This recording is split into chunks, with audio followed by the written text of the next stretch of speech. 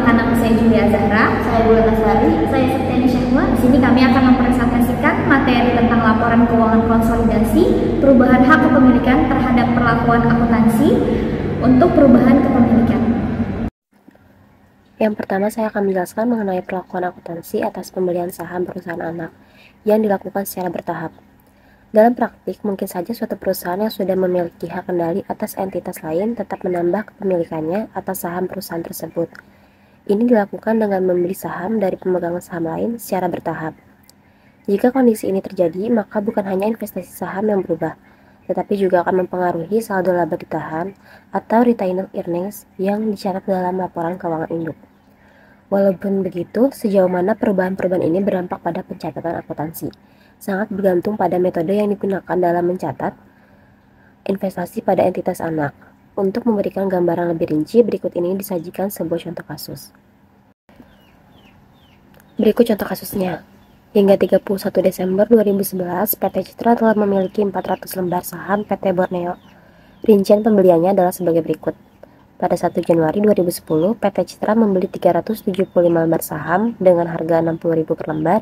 Selanjutnya, pada Juli 2011, PT Citra menambah kepemilikan dengan membeli 25 lembar saham tambahan seharga Rp75.000 per lembarnya.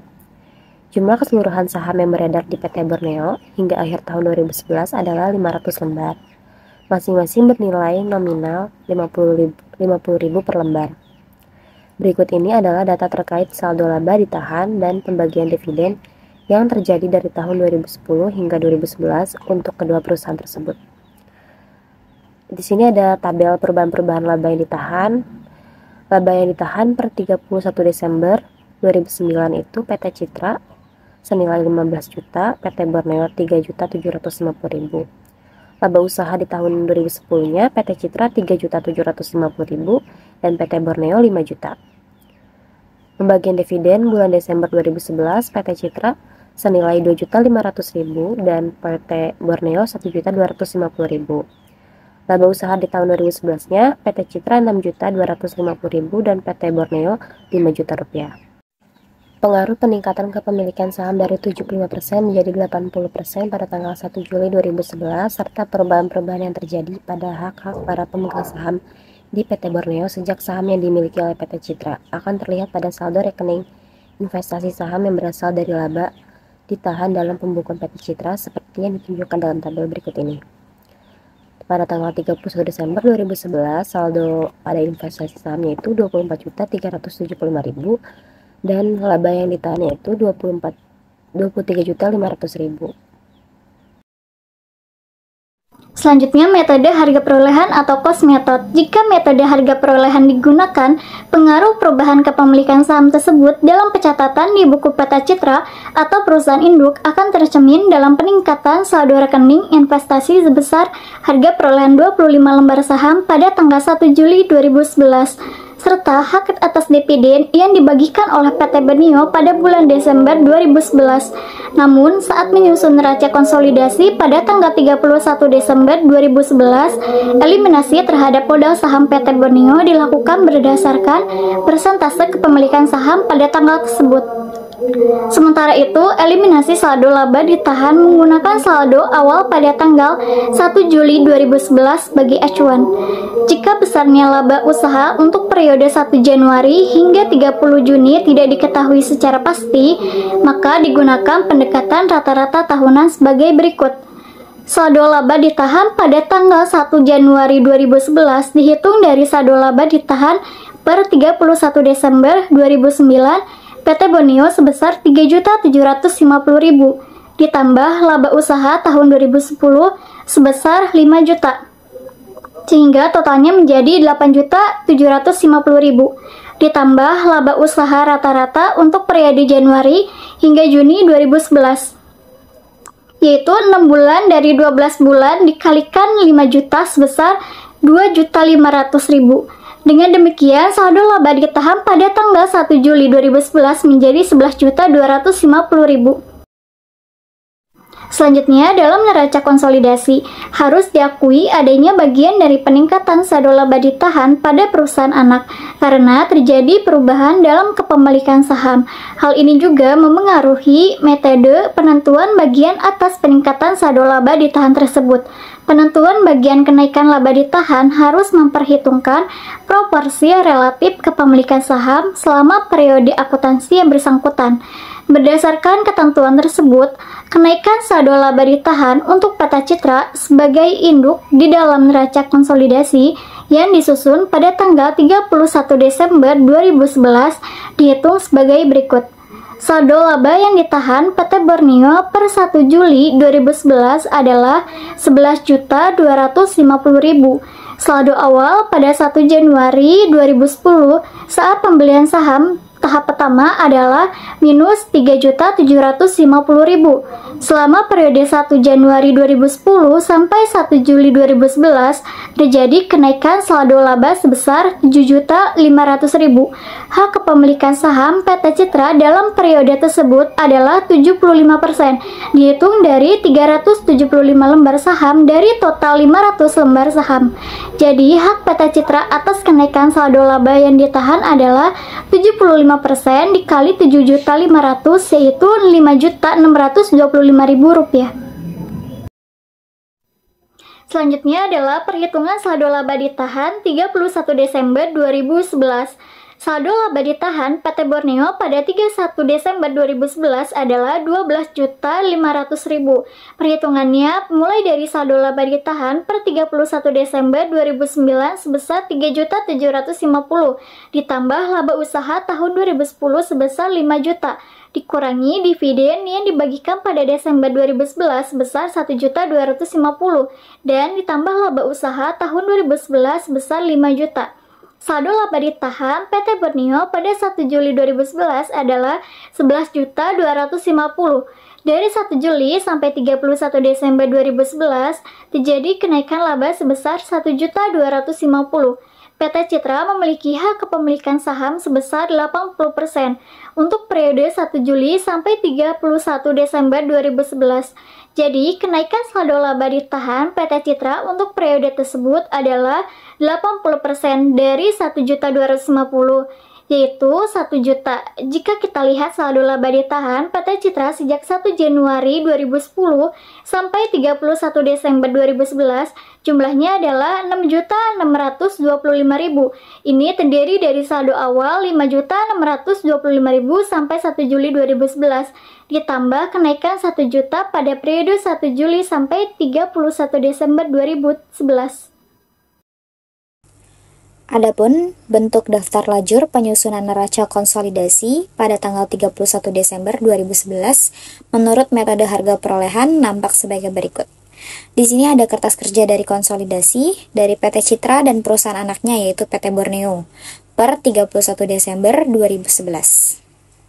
Di sini tabelnya kita bisa lihat ada rekening yang menjelaskan apa saja, lalu ada PT Citra, PT Borneo, eliminasi ada di debit dan kredit, lalu di laporan posisi keuangan konsolidasinya ada debit dan kreditnya juga.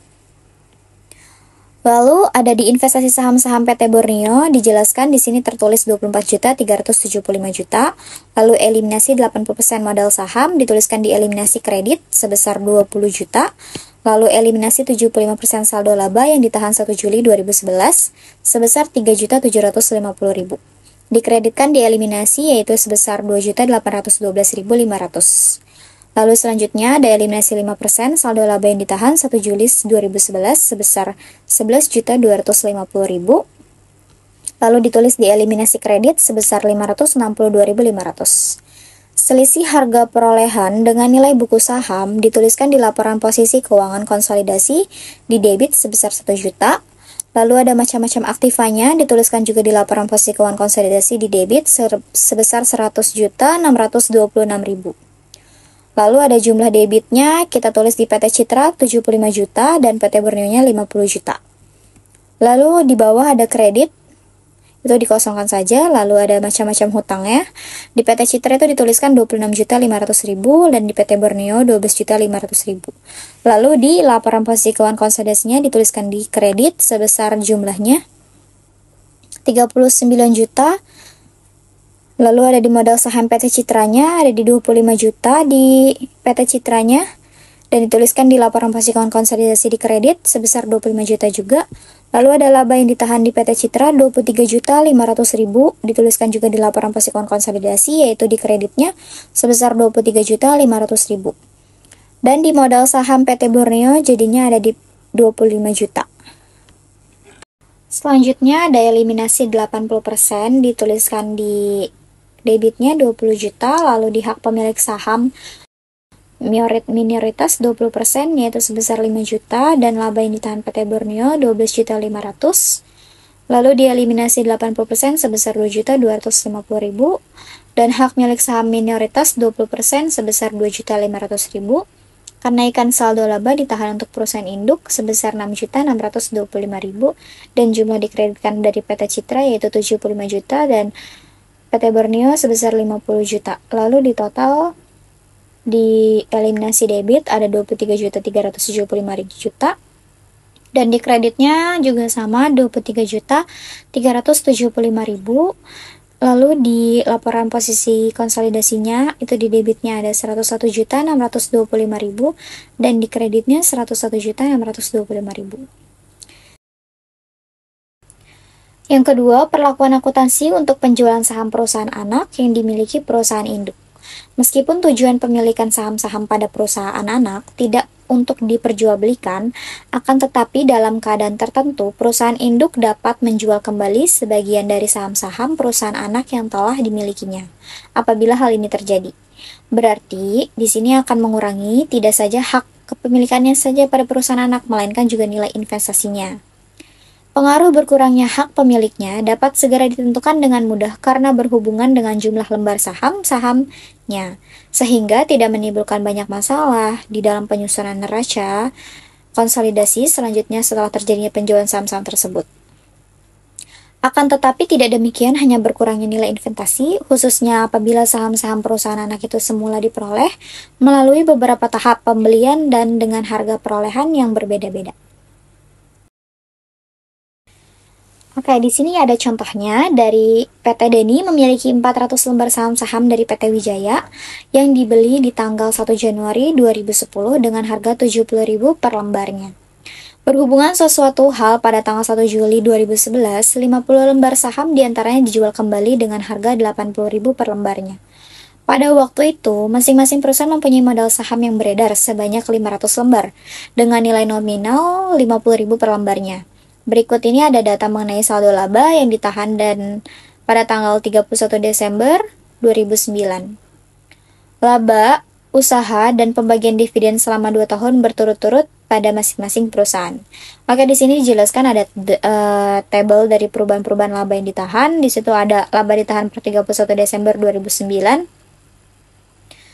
pembagian dividen tahun 2010, dan laba usaha tahun 2010 pembagian dividen tahun 2011 laba usaha di tahun 2011. Masing-masing dituliskan di PT Citra dan PT Borneo-nya.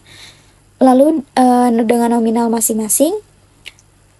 Dengan adanya perubahan-perubahan yang terjadi pada saldo laba yang ditahan dan penjualan 50 lembar saham PT Wijaya oleh PT Deni pada tanggal 1 Juli 2011 tersebut akan mempengaruhi pada buku-buku dari PT Deni sebagai berikut.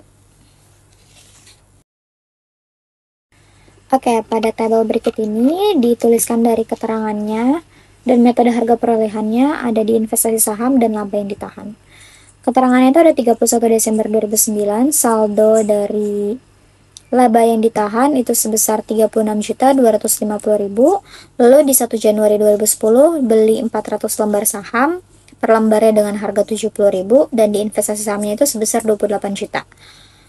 Lalu di Desember 2010 pembagian dividen dari PT Wijaya 2.500.000 yaitu 80% dikali 2.500.000 sebesar 2 juta. Lalu dituliskan kembali 31 Desember 2010 laba usaha PT Dani 7.500.000 dan PT Wijaya ada 5 juta. dituliskan di laba yang ditahan sebesar 7.500.000.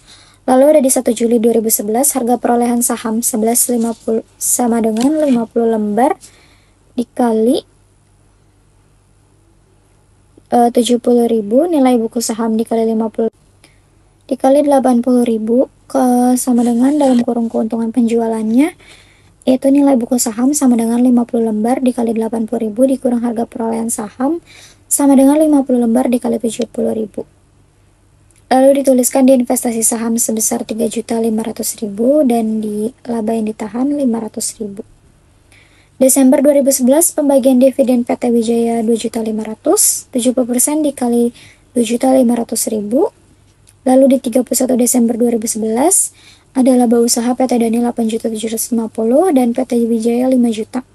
Lalu di saldo 31 Desember 2011 di investasi sahamnya itu sebesar 24.500.000 dan di laba yang ditahan sebesar 56.750.000. Selanjutnya adalah metode harga perolehan atau cost method. Jika menggunakan metode harga perolehan, perubahan pada saldo rekening investasi saham hanya akan terjadi berupa pengurangan sebesar harga perolehan dari 50 lembar saham yang dijual pada tanggal 1 Juli 2011, yaitu sebesar 3.500.000 dari 50 kali 70.000. Penjualan saham PT Wijaya tersebut menghasilkan laba sebesar 500.000, yaitu selisih antara harga penjualan sebesar 4 juta dari 50 dikali 80.000 dikurangi harga perolehannya sebesar 3.500.000. Transaksi ini dicatat oleh PT Dani dalam jurnal sebagai berikut. Kas atau piutang sebesar 4 juta dicatat di debit. Investasi saham PT Wijaya sebesar 3.500.000 dicatat di kredit. Laba dari penjualan saham sebesar 500.000 juga dicatat di kredit. Bagian dari kenaikan saldo laba ditahan di PT Wijaya selama masa kepemilikan dihitung berdasarkan persentase kepemilikan terakhir pada tanggal neraca, yaitu sebesar 3.500.000 dari 70% dikali 17.500 dikurang 12.500. Meskipun terjadi perubahan dalam persentase kepemilikan saham perusahaan anak, di mana selama 1,5 tahun pertama dari 1 Januari 2010 hingga 1 Juli 2011, PT Dani memiliki 80% saham dan selama setengah tahun berikutnya 1 Juli hingga 31 Desember 2011 memiliki 70% saham dari total saham yang beredar. Bagian dari kenaikan saldo laba ditahan untuk 10% kepemilikan selama 1,5 tahun pertama telah diakui sebagai keuntungan penjualan saham pada tanggal 1 Juli 2011. Keuntungan penjualan saham tersebut merupakan gabungan dari bagian kenaikan saldo laba ditahan selama masa kepemilikan dan keuntungan atau kerugian yang timbul akibat perubahan nilai kurs saham terkait. Adapun bentuk daftar lajur penyusunan neraca konsolidasi pada tanggal 31 Desember 2011.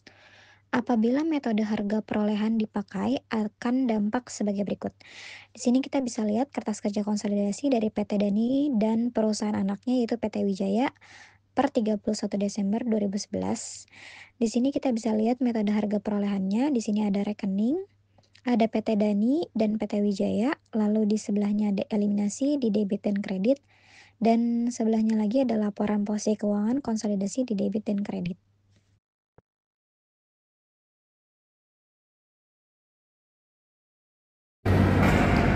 Sekian presentasi dari kami, kurang lebihnya mohon maaf.